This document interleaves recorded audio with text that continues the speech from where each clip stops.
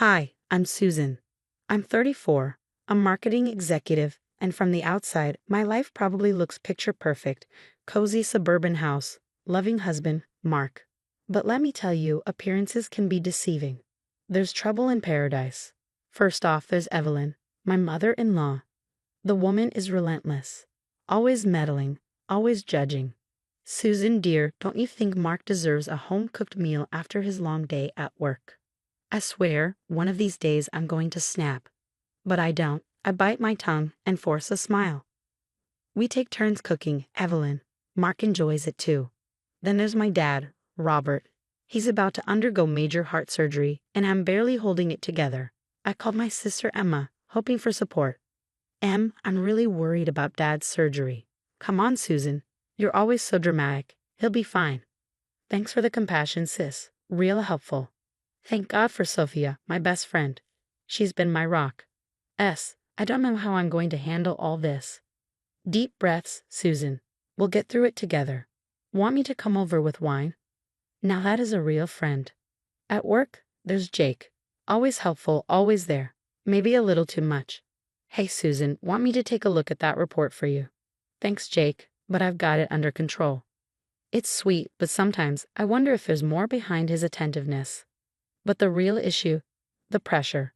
Balancing work, family, and Evelyn's expectations is slowly unraveling me.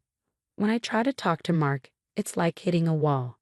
Mark, can we talk about what's going on? Nothing's going on, Susan. You're overthinking again. Overthinking? Maybe, but something feels off. With everything piling up, Dad's surgery, Evelyn's constant criticism, Emma's indifference, I'm losing my grip. The day of Dad's surgery, I was a wreck. I kissed Mark goodbye, barely noticing his mumbled response as I rushed out. I'll be back as soon as I can. I called over my shoulder. Leftovers are in the fridge. At the hospital, Mom and Emma were already waiting. Any news? I asked, breathless. Mom shook her head. They just took him in. Emma rolled her eyes. Chill, Susan. You look like you're about to go under the knife. I ignored her, pacing.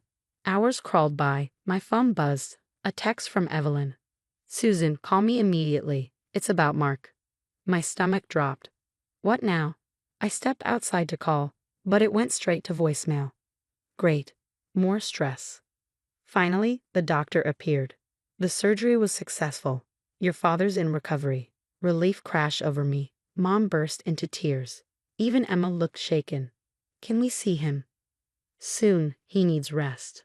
As we waited, my phone kept buzzing. More texts from Evelyn, each more cryptic than the last. You need to come home. It's worse than I thought. How could you let this happen? What was she talking about? I tried calling Mark. No answer. The knot in my stomach tightened.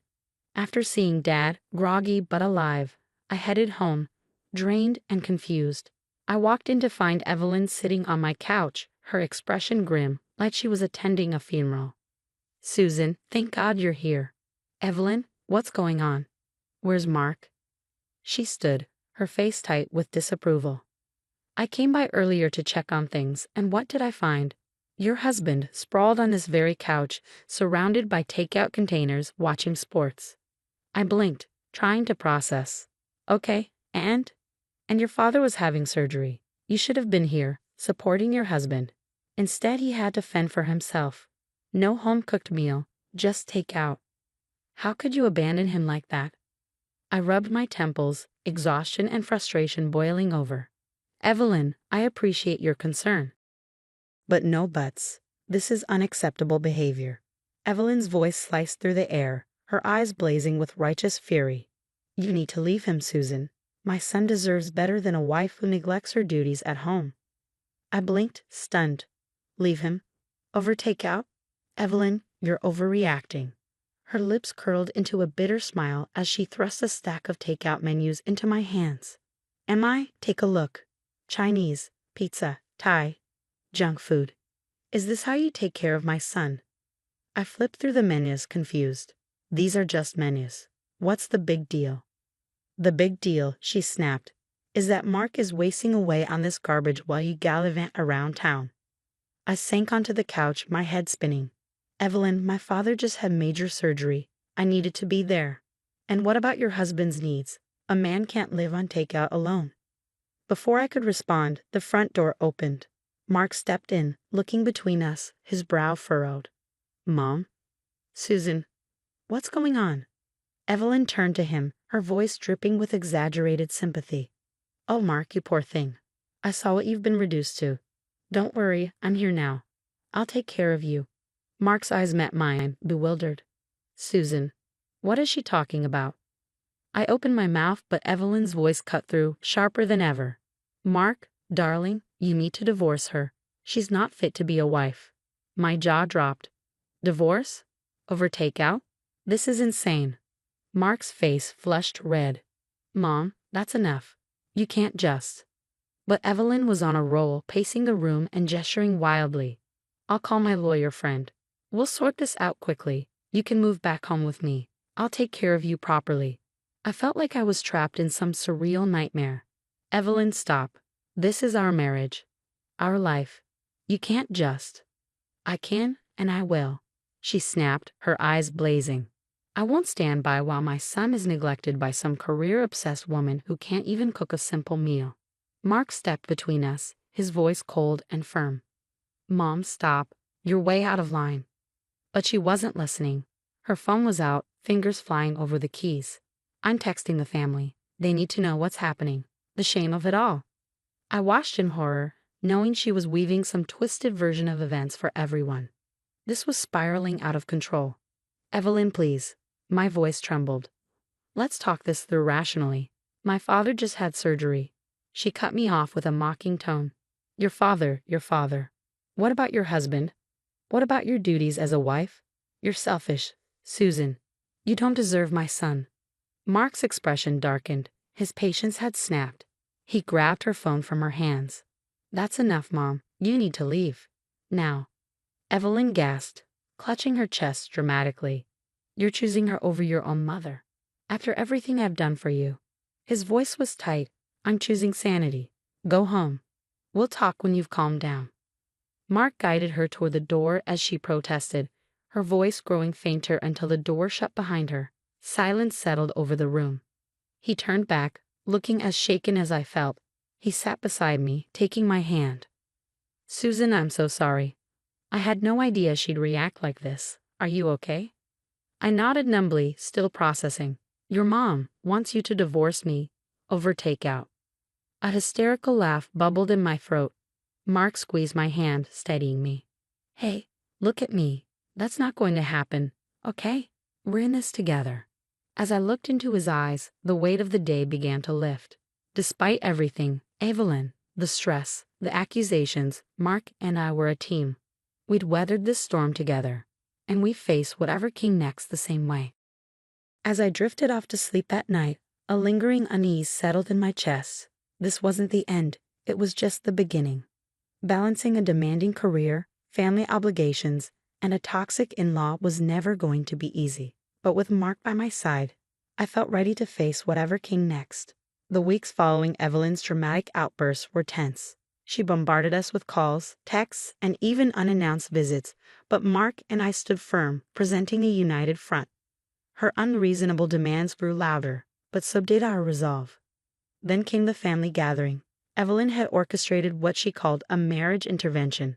She convinced Mark's siblings and their spouses to gather under the guise of concern, ready to fix our marriage. But Evelyn was about to realize that this intervention wouldn't go as planned.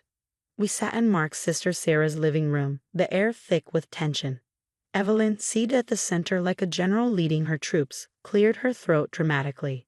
We're all here because we're worried about Mark, she began, her voice dripping with false sympathy. Susan has been neglecting her wifely duties, leaving my poor son to fend for himself with takeout while she gallivants around town. Mark tensed beside me, but before he could respond, his brother Tom spoke up, his tone sharp. Mom, are you seriously still on about this? It was one day. Susan's dad was having surgery. Evelyn faltered, clearly not expecting pushback. But she's always putting her career first. A wife should what, Mom? Sarah interjected. Be chained to the kitchen? It's the 21st century. Greg and I both work, and we share household duties. One by one, Mark's siblings chimed in, sharing their own experiences, stories of balancing careers, marriage, and family with mutual respect and support. Evelyn's face reddened with each comment. "But that's not how I raised you," she finally blurted. "A woman's place is." "A woman's place is wherever she chooses," I said, my voice calm but resolute. "Mark and I are partners. We support each other's careers and share responsibilities. That's what makes our marriage strong." Mark squeezed my hand, his eyes unwavering as he addressed the room. "Mom, I love you, but your behavior has been unacceptable. Susan is my wife, and I stand by her. If you can't respect our marriage and our choices, we'll have to limit our contact with you." The room fell silent. Evelyn's eyes darted around, searching for support, but there was none. Her lower lip trembled. "I just wanted what's best for you," she whispered. Sarah moved to sit beside her. "We know, Mom. But you need to understand that times have changed.